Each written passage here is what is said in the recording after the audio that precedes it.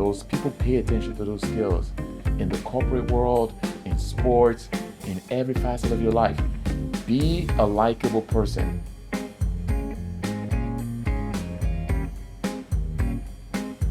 Everything I've achieved in my life has come from people that spoke highly of me.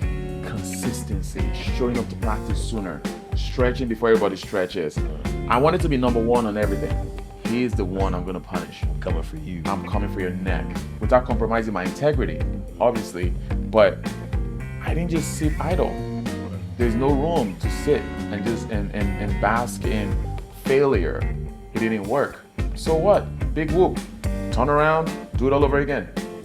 As a man, we have an ego, right? And our ego gets tampered with when somebody demeans you. Welcome back, y'all. Devon Travell, creator of Black Wall Street, the board game. And today we have a former professional basketball player who has made the transition from court to corporate. And he's going to tell you his journey on the court and how he finally made that transition. Please welcome Dr. Augustine Okosun. Welcome back. Welcome back. Thank you. Sir. Thank you. So I want to get into just, I guess, the primary transition from college basketball to professional basketball player. Can you give folks a little bit of insight onto what that 2-day, 3-day week experience was when you finally got the call that let you know that you're going to be a professional basketball player? Absolutely. As you're asking the question, I find myself smiling because you took me back. Yeah. You know, I relived that memory for a split second there. Graduating from Northwood University, I entered into the NBA draft. Unfortunately, I didn't get drafted, but I went to the NBA D League, which is just one step to the NBA. And even with that, you still have to go through a draft. There's a pile of people, there's a line of people trying to get into the NBA D League, and they put their name in the draft. Not everyone gets drafted. I got drafted in the fourth round, 4 out of 7, seventh round. There's 7 rounds in the NBA draft, D League draft at the time. And by the way, the NBA D League is called is now the NBA G League. Back then it was called the NBA Developmental League. Now it's the NBA Gatorade League. Draft day came. I remember looking at the first names they called in the first round, second round, third round, and in the fourth they called my name. I was drafted by the Austin Toros, which is owned by the San Antonio Spurs, out of Austin, Texas. I was just delighted, happy, ecstatic, whatever words you want to put together to express pure joy. That was what I was feeling. And I remember celebrating that moment with friends and getting ready to move to Texas from Florida. And getting there, going to training camp. I was just in cloud 9. I felt like, wow, this is my new life now. Putting on that NBA D League uniform, which is the same uniform they use in the NBA, just has the G League. It's a different logo. It's a different logo. From a distance, it looked like you're in the NBA, you know. So I was pretending like I was in the NBA.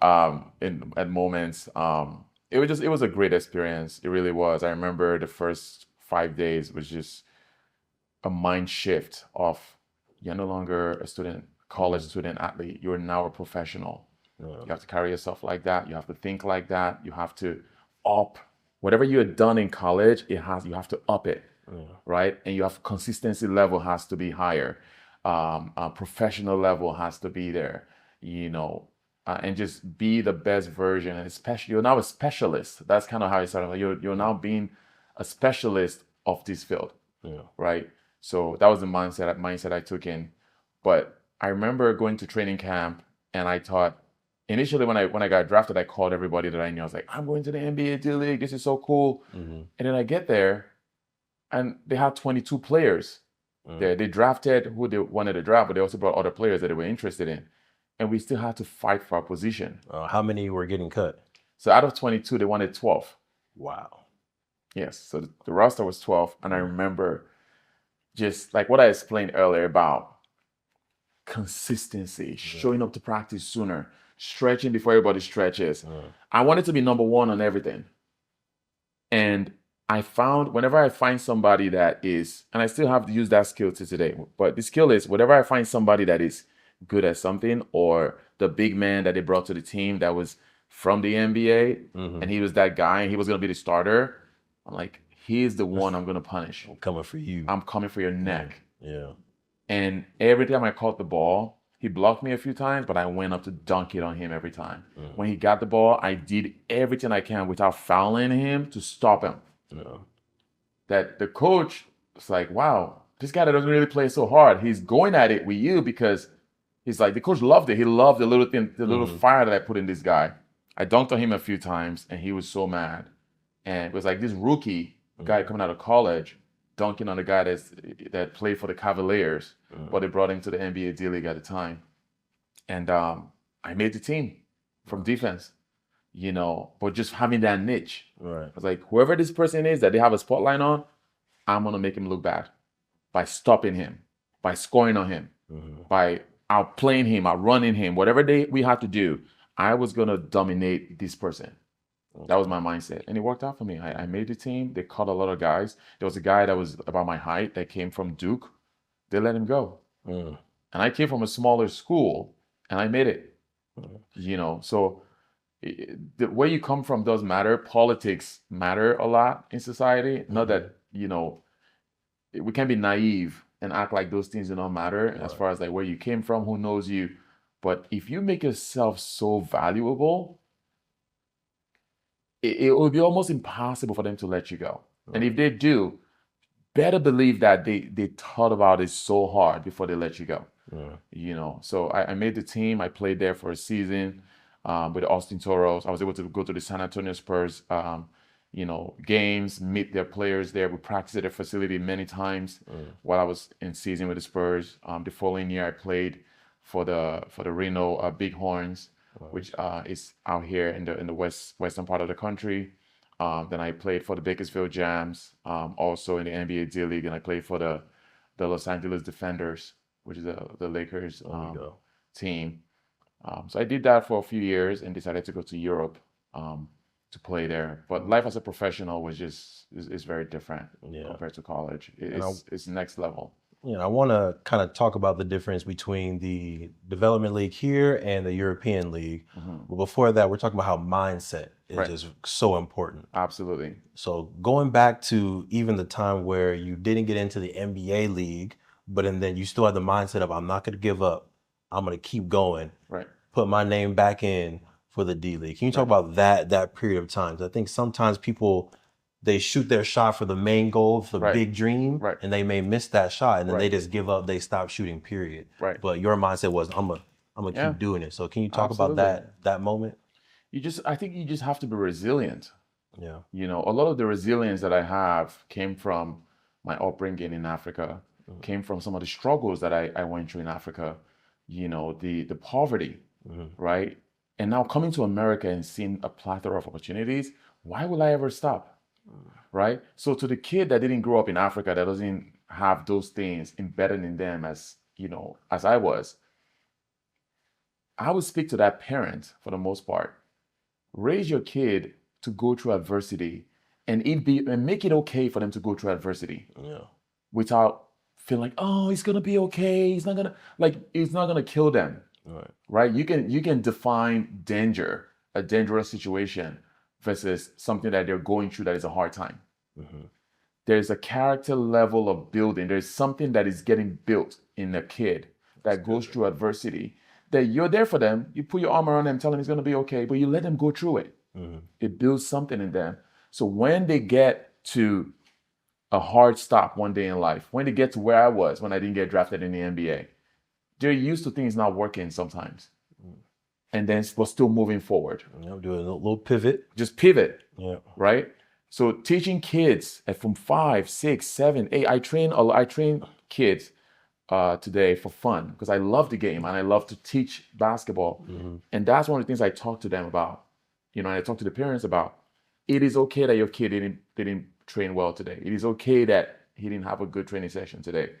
Well, let's think about the days where he had good training sessions. Those were great, but today is not that day, and that is fine. Let him stay in that space. So they get used.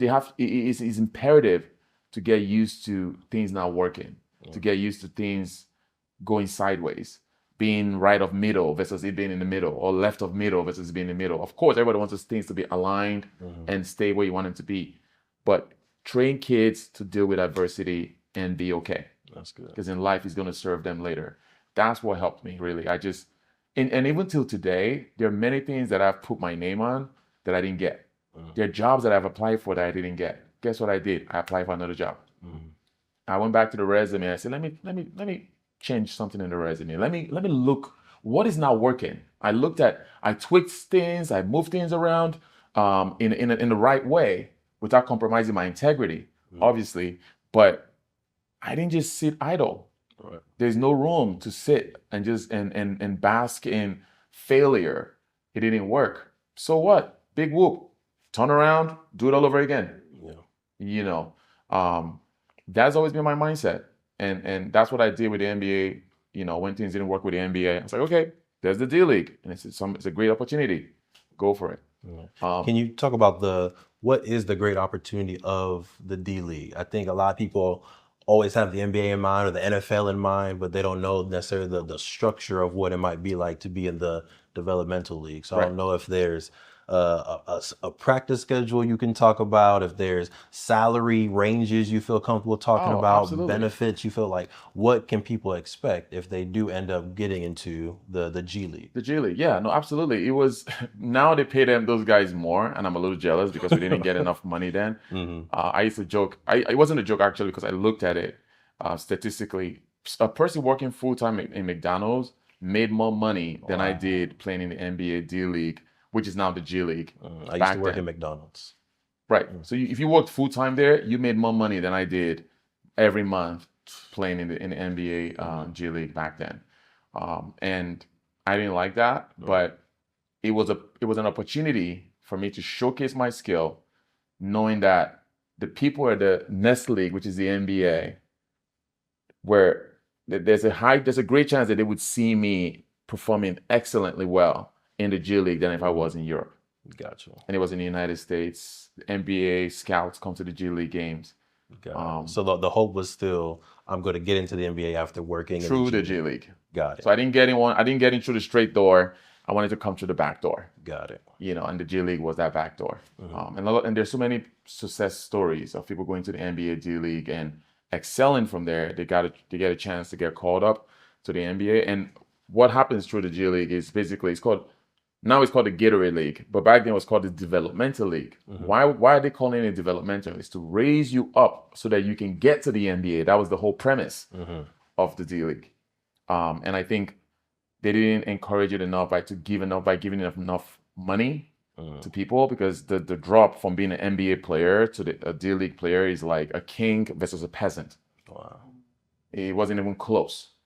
An NBA player is averaging 1 point something, $1 million a year, which is the nobody of the NBA. The last guy on the bench is averaging that.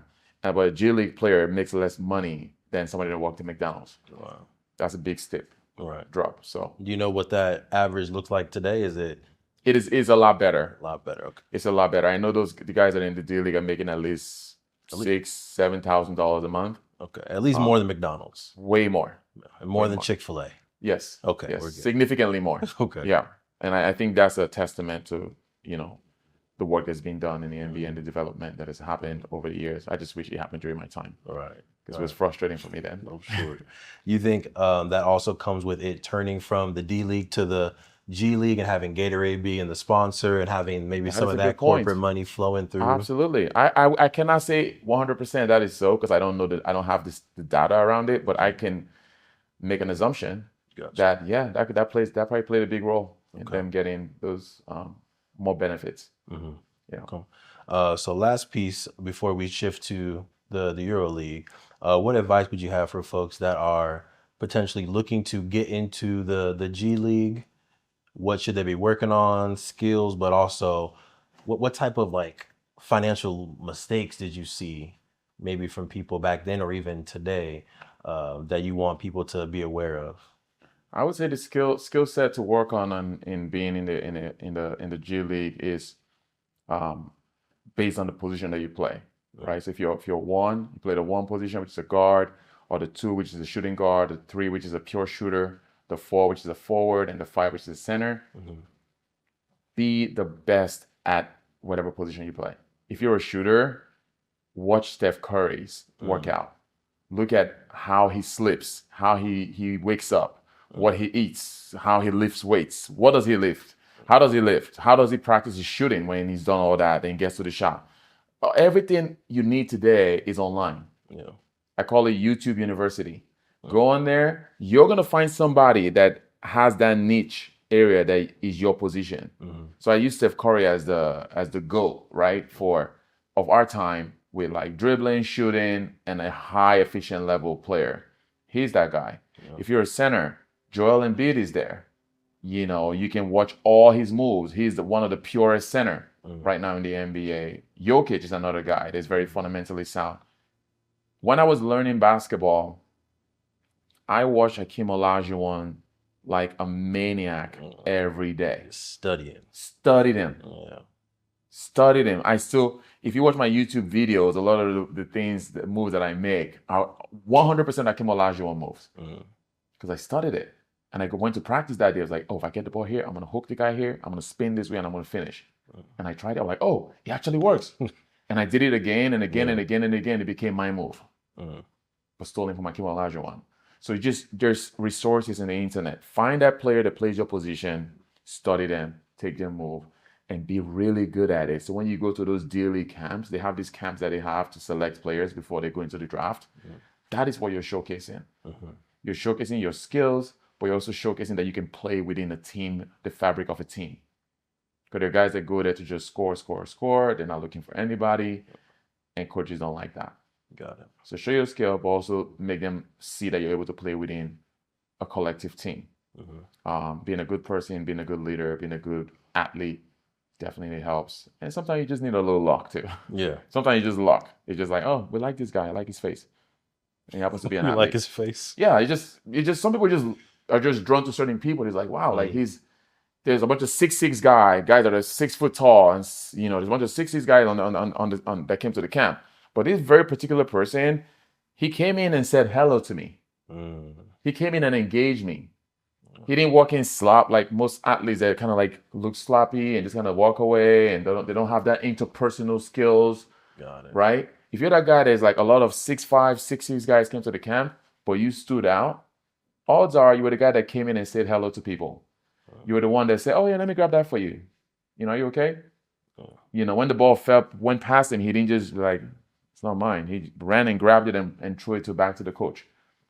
People see those things. So when that person that had those remarks before the camp started happened to also be somebody that could score like everybody else, full package. The coach sees the full package. Yeah. So those interpersonal skills is truly remarkable. I'll connect that to something that happened recently. I was at Crumbles Cookies. And I remember, I'm trying to be healthy right I know, right? I know. I went there to grab something, and this happened in front of me, and I couldn't hold myself. I had to pull this young man back and talk to him, and I'm so glad that he was receptive. A lot of young people these days, a lot of them, they don't want to be talked to. They don't feel like they know everything. So I have to be mindful when I talk to people. But I saw him. Something was in my spirit said, talk to him, see if he's going to get it. He got it. I was happy. I was raised to say thank you to people when they do things for me, even the person that serves you the meal that you paid for. So you're waiting at Crumbles, they call your name, you go pick your order, and you get out. They called his name. No, he was a young man too. He just looked very sloppy. He didn't, that's me. He didn't respond when they called his name. They called his name 3 times. He just kind of looked, sloppily walked to the place and just kind of like opened it, looked, and we just kind of took it and we're just standing there. I'm like, I would not let my kid do that. The kid looked like he was 13, 14 years old. And I was like, hey, can I talk to you for a second? He was like, yeah, sure. I was like, I said, it is appropriate, right? I know you're paying for this stuff. It's your money, it's your product that you paid for.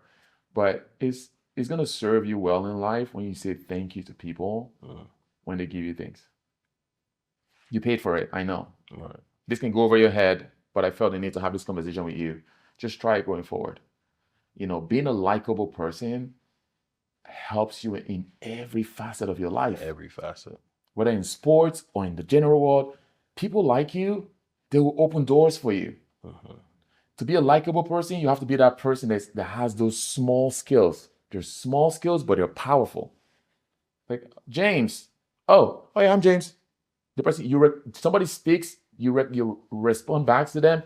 It says that you acknowledge me as a human being by calling my name, and I acknowledged you back. Mm-hmm. That's a skill. So, oh yeah, that's me. Oh, thank you so much. You just left, and you appreciated that person for the work that they did. Right. And that's a skill. So I was glad that I was able to bring that to this guy. He was like, oh yeah, no, I understand. Thank you. So he seemed like he was receptive to it, and I felt good about doing that. As a parent, that's something I would teach my kids. Right. Those people pay attention to those skills in the corporate world, in sports, in every facet of your life. Be a likable person. And being likable doesn't mean you have to be the most flashiest person.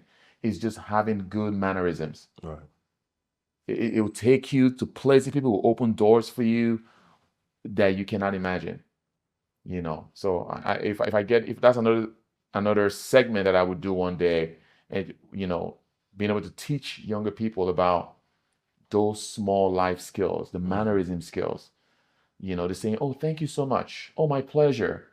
Oh, how can I help you? Tell me a little more about the situation. Somebody steps on your shoes, you don't lose your cool because these are your Jordans. You can buy, if you lose your cool and hit that person and they fall and hit their head on the table and loses their life, you go to jail for the rest of your life. And how idiotic will it be to say you lost your entire life over a pair of shoes? Yeah, it takes one moment. It takes one moment. So just being able to be that person that have a high level of emotional intelligence. So that'll be a next level. Mm-hmm. Having those small mannerisms is at the bottom chain of it. And it matters a lot, even though it just seemed like something very small, because people notice that. The next step would be having an emotional intelligence, learning how to deal with conflict, how to deal with hard times. When things are not going your way, how do you handle them, right?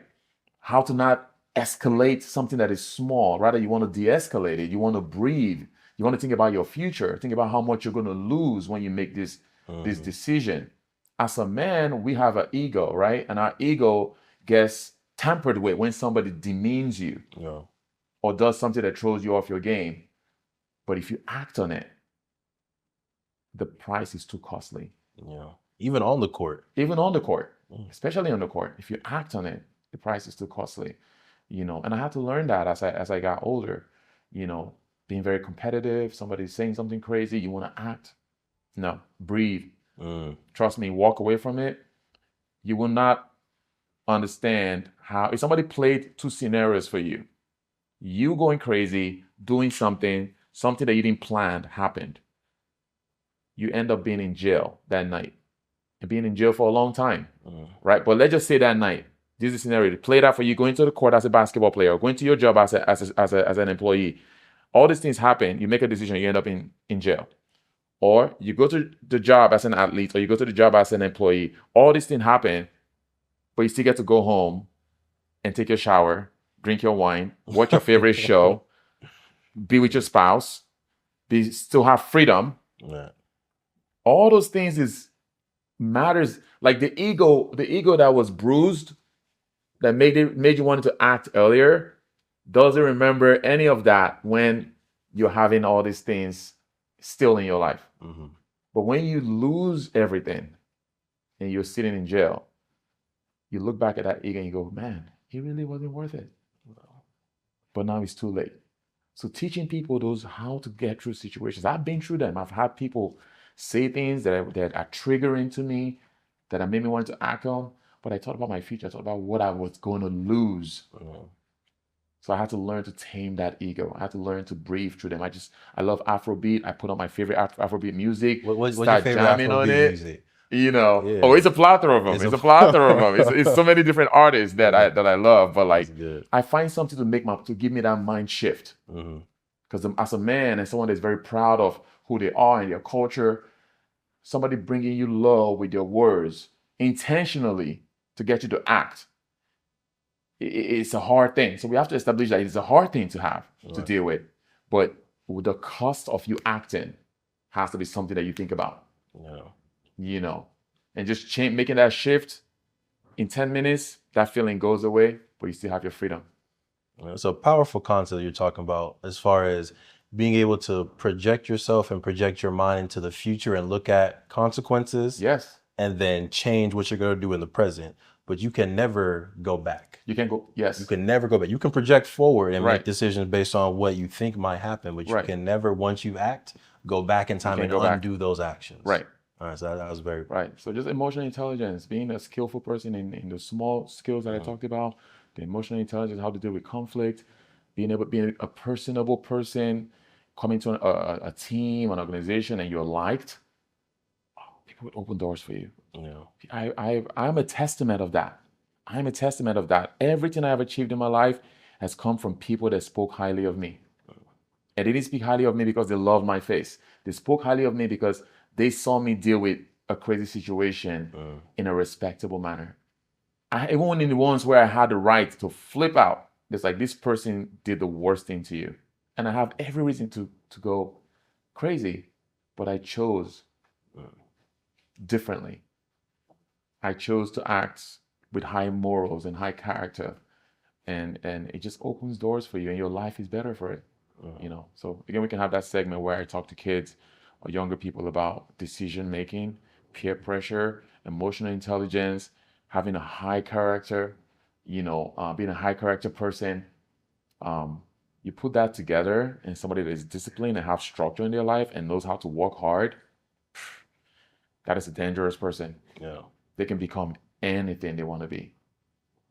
Anything, So, yeah, but that's a whole nother. That's good segment. Yeah. Well, you brought up being able to go home and drink your wine and watch Netflix, which reminded me of the Euro League. Right. Like, I connect wine with Europe. I don't know why. Right. Were you introduced to wine in Europe?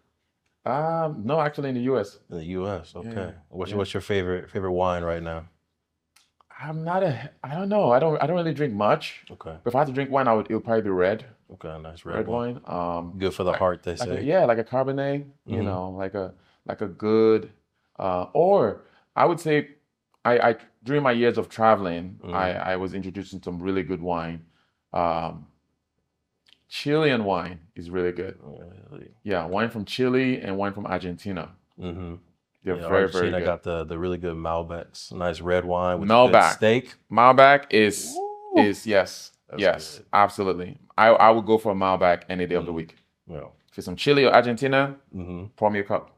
That's good. Yeah. All right, noted. I'll keep that in mind. Yeah, absolutely. But I wanted to get back to your experience with the Euro League. Yeah. Can you talk about the decision to leave the D League, now the G League, and go off to Euro? Why did you make that decision? And then what was the difference between the European League, those teams, that culture, and the D League here in America? Difference is the European League is very fundamentally sound.